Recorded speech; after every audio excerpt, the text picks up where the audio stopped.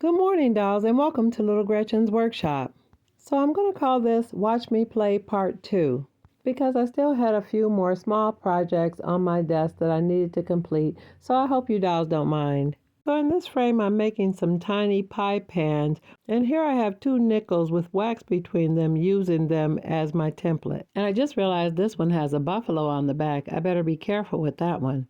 So the thickness of the 2 nickels together give me a nice depth for my pies. And the diameter or circumference of the nickel is perfect. Now these are just some small pieces of literally aluminum pan that I'm using. Now here I'm showing you how to shape and tool the aluminum in order to make it look like pie pans. Now, if you have some mass-produced pie pans, you won't have to do this, but I didn't have any, so I'm going to create my own. And you just want to firmly press your piece of aluminum down on your nickels and then use some type of tool to press it against the edge of the nickels and slowly twirl it around until you've completed the entire circumference of your nickels. Now this is definitely something, it doesn't take a long time, but you do want to be careful and pretty strategic when you're pressing down because you really want to capture the shape of your nickels so that your pan will be nice and round and things will look relatively uniform. And you want to be careful not to cut your fingers because the edges of the aluminum can be very sharp. So make sure that after you trim everything, you sand it smooth so that you don't cut yourself. Now, I really liked this piece of aluminum because it had that kind of yellowish inside. I was really amused by that. I almost didn't want to put any pie filling in it. But here I am trimming the edges to shape it around so that everything will be more uniform before I begin to add my crust and my pie filling. Now, you want to be very careful when you're trimming off the excess part of your pie pan to make sure you take off any points and then sand the entire perimeter of your pie pan to dull off any sharp edges. And here you can see I'm just demonstrating that I'm doing another pan using a different type of aluminum, but the process is exactly the same. It's not any different if you use an aluminum that has a different kind of color coating on the inside. Now, once my pans were all shaped and sanded, I took a piece of neutral colored clay that I had already previously rolled out and I pressed it into the bottom of my pan to be my crust. And it's totally up to you what type of crust you want to have for your pan. You can make it as elaborate or as simple as you like. So these are home style pies, not bakery. Now once I had covered the entire bottom of the pan, I started to trim off the excess just by pressing it against the edges of my newly made pan. Now this is a universal crust. You can use it to make fruit pies, but today I'm going to make sweet potato pie. Now I've already previously mixed my clay and I'm going to just press a little round ball of it directly into my crust that I have inside the pan. Now I'm going to make one of my pies with an organic crust and then I'm going to make a couple of them with a more prominent defined crust. So dolls, when I say organic crust, I'm more or less talking about the shape, that it's not fancy, it sufficiently covers the bottom of the pan and it's able to hold the custard. It's the type of pie that looks very simple sitting on the table, but once you taste it, your eyes roll back. Now, right now, all of these look organic, but I'm going to add a more prominent crust for those of you who want a crust with a little bit more definition. Now, in order to do this, I'm simply using that very same clay to roll out a really thin, uniform skinny. After I've rolled the skinny to the thickness that I think will be appropriate, then I simply place the skinny right on top of the original crust. Now, this is another part that if you're going to do it, you want to take a little time with it because you're going to be careful to line it up with the existing crust so everything will look uniform so it won't look like an add-on. Now, after you've added it all the way around the perimeter of your pie, you want to kind of tap it and press it in very gently so that it blends into the existing crust. Now, after you're done blending the prominent part of the crust into the existing crust, you can decide whether or not you want to put designs around the edges of it. Now for this one, I'm going to just put little angled lines around the edges just to give you an idea of what's possible. Now, after I was done adding my little angles to both of my pies, I made a few sweet potatoes because I wanted to create a scene. And I figured since I was going to turn the oven on to bake clay, I need to make enough things to make it worthwhile. Now, I was in the midst of my playing, I came up with something I just wanted to share with you really quick. Now, these are some very simple, plain looking white dishes. And I used some nail art and put them on the sides of them. I coated the entire piece with gesso and then with triple thick glaze to seal in the nail art. And I thought it made it look like a nice serving dish. And dolls, I liked it so much that I made 2 of them. And then I tried out the exact same technique on a couple platters. And I thought it looked nice on those as well. And after the bowls were dry, I filled them with some green beans. That's always a holiday favorite. So now all the beans need is a couple pieces of smoked meat. So as I mentioned earlier, I wanted to create like a baking scene. So I added some of the sweet potato clay into a few large bowls and added wooden spoons so it looked as though it's being stirred. I'm getting excited now. I can't wait to add the extras. So I just want to show you really quick my little ham. Now, I made this ham a while back, and I always liked it, and I never did really stage it on a plate or a platter or anything. So I wanted to play around with some ideas today. Now, I've already previously shaped and baked some pieces of pineapples and some polymer clay maraschino cherries, and I'm just trying to pop my little pineapples apart so that I can put them on the ham and glaze them. Now, in this frame, I'm just kind of looking at my ham, trying to determine where I'll place my pineapples. And I honestly think it looks cute just the way it is. I was just trying to see if I could make it look a little bit more festive. Now, to be absolutely honest, my family never put pineapples on ham. They actually only use cloves. But I just thought the pineapples looked a lot brighter and more festive. Now here I am adding little dabs of glue to the areas where I want to place the pineapple slices. And after I got all my pineapple slices in place, I added the little cherries. And when I got to this point, I had another idea, but I'll show you what I did in the end. Now in this frame, I'm adding little dabs of alcohol and acrylic paint wash to all of my pineapples to tone down the bright yellow and make it look as though they've been baked so that they're a little bit darker and more caramelized so that they won't contradict the look of the baked ham. And dolls, at this point, I was really tickled about the way it was turning out, and I got really excited, and I started to feel like I really think I'm going to need a ham for every house. Now, I may not put pineapples on each one, but yeah, I think everybody's going to need a ham. So while the pineapple ham was drying, I went on to gather my pieces of clay and some pre-baked bones. Now, these are just simply pieces of white clay that I've pre-baked in different sizes and thicknesses, and I use those to be the bones for my ham. And I have translucent clay, which I use as my fat, and I cut it in like sliced pieces, and sometimes I have to roll it out if it's not the right thickness. Now, I have several different shades of I guess more or less pink or meat colors, and I'm trying to decide how I'm going to place the bone in it before I add the fat and begin to roll everything together. Now, dolls, you may want to use some pictures or images of actual meat or ham. Now, the general concept works for almost any type of meat that you're using. The biggest thing you want to get together is your color and your tones, and you see how many different shades of pink and plum that I have to make the colors for the ham. Now here in this frame you can see I'm kind of shaping everything around that bone or that pre-baked piece of white clay that I'm using to be the bone, and I wrapped some of the light translucent clay around my color, and now I'm pressing another pink or plum shade into that piece as well. And I felt like the bottom of this piece was kind of thick, so I pinched away some of the part that I thought was a little bit bulky because I wanted to narrow down at the back to give the impression that it's sort of like a shank piece. And here I'm adding a little bit more fat to the middle before I add another layer of the color. Now when it comes to the translucent clay, you do want to add a little beige or white to keep the transparent clay from being so sheer, because in miniature meat you really do want to see the fat. And another thing, when I'm making the ham, I usually use 3 different segments in slightly different shades of the pink or the plum, and I like to separate them with the fat. Now, dolls, if this is the first time you've made meat, I want you to take your time and give yourself some grace. And if you're not happy with the first one, try again.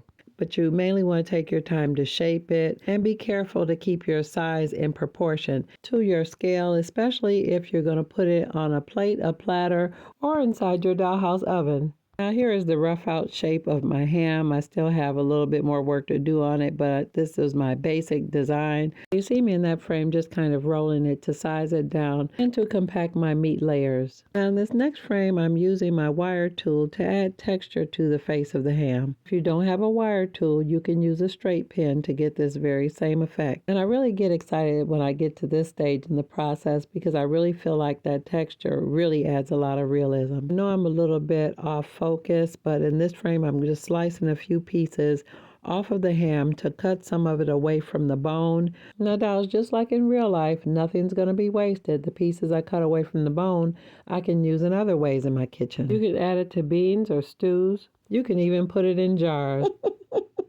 Now make sure if you do slice your meat that you add texture to both sides so that the part that you sliced away won't be smooth and shiny. Now that I've gotten my slices, I'm going to roll the side of my wire tool on the outside of my ham to add texture to it. And it adds that nice texture that meat that's been bound up has. So now that I'm finished with this little ham, I'm going to set it aside with the other things so that when I put them in the oven, everything can go in together. Now here I am back with my pies again. I did sit them inside the freezer for a little bit just to get them firm before I cut the slices out. But I put them in the freezer, walked away, and they actually did freeze.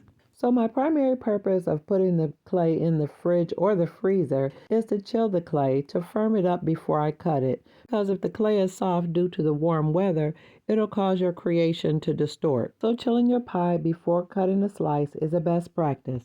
Now here are my 3 sweet potato pies. They're all ready to go in the oven and the slice has already been segmented. Now just so you dolls know, I did do some little pumpkin pies as well. Now here's a quick glance at my hams from the back or the side where you can see the fat, and this is from the other side where the bone is. Now dolls, when I mentioned the pumpkin pies a few minutes ago, no, I did not make any polymer clay pumpkins. I had these wonderful pieces that was sent to me by my precious doll, and I'm going to use them as props for my pumpkins.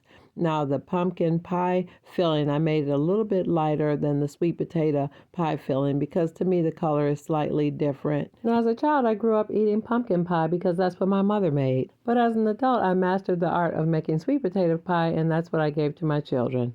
But for my dolls, I'm going to make sweet potato pie and pumpkin pie available to my dolls Thanksgiving, Christmas, and through to New Year's. Now here are my 2 little serving bowls with the green beans. I did add meat to them, so I got 2 of those. Now here's my lovely ham with my pineapples and maraschino cherries. I'm really tickled about the way that turned out. And you can see I put a couple of the pineapple slices on the pan in the gravy or the grease, and I think that looks a little bit more authentic. I really like that. And here's those pieces of ham that I sliced off, and I baked them, and I will be using them in some upcoming videos. So now that I've completed all of these items, I have the items from the first Watch Me Play video that I wanted to use to do a new setup for the food prep table in the Rooming House Dollhouse pantry. And dolls, here we are in the Rooming House Dollhouse pantry. Now this is where a lot of the food prep for the Rooming House Dollhouse community happens. And I set this table up when I first did this room, but I think it's time for a refresh. You could even see a lot of the things have fallen over, and I just want to swap it out and do some things differently. Now this is the kitchen in the Rooming House Dollhouse, and I set this up and it's been like this for quite a while as well, so I do want to do a few things differently here, but I'll tackle that in an upcoming video. So I'm going to stay focused and concentrate on the pantry today.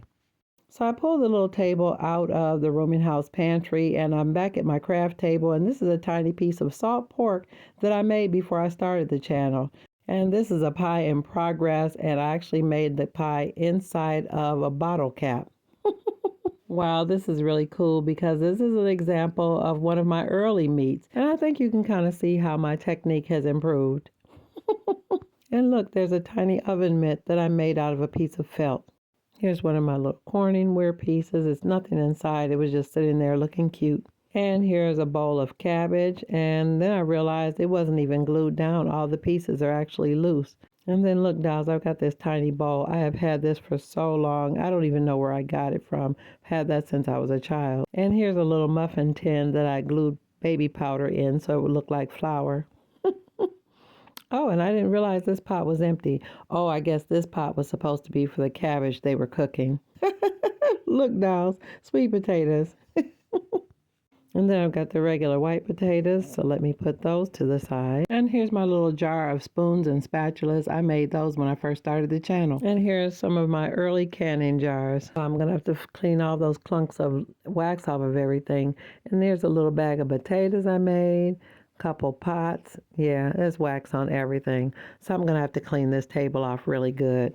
Now, I really love this table because I actually bought it. It's a mass-produced table, but I aged and distressed it, painted it, and I added a towel rack to the side and a bottom shelf.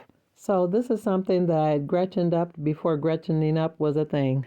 Now I've cleaned the table up and got all the wax off of it, and I'm going to set it aside because I think I'm going to put it on my eBay store for sale.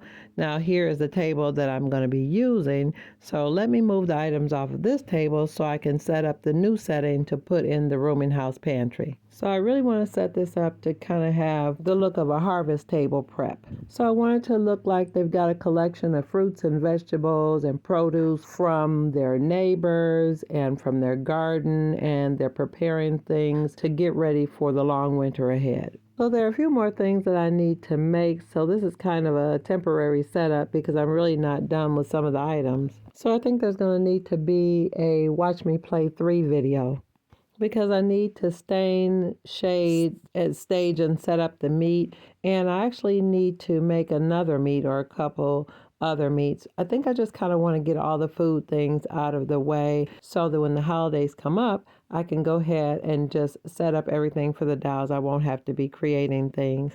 Now, if this is your first time watching and you want to see more content like this, go ahead and subscribe.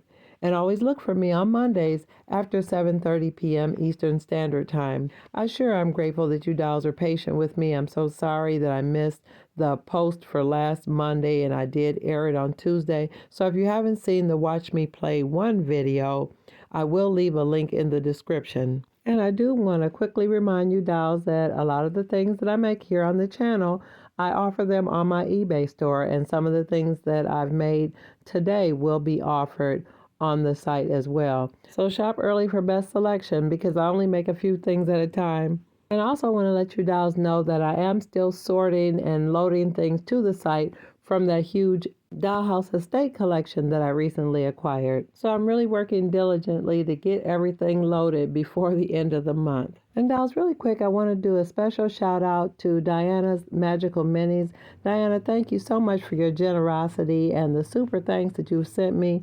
And I appreciate you for letting me know that you've had some health challenges recently. And I want you to know that my prayers are with you for a speedy recovery so you can get back to doing the things you love. Let me go ahead and put this back into the rooming house dollhouse so the dolls can get a jump on things while I'm working on the other things that they're going to need. So now here's the new food prep table in the rooming house dollhouse pantry. Yeah, I really like the way that looks, and I moved the staircase out of the way so your dolls could get a full view. Oops, I forgot those 2 pans of fish were there. I'm really glad they're polymer clay fish. I just got to tell you that it just truly means a lot to me that you dolls come here every week and you watch and allow me to share what I do.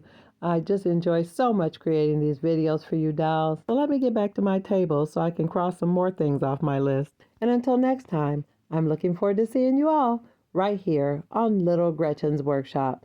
Bye-bye now, dolls.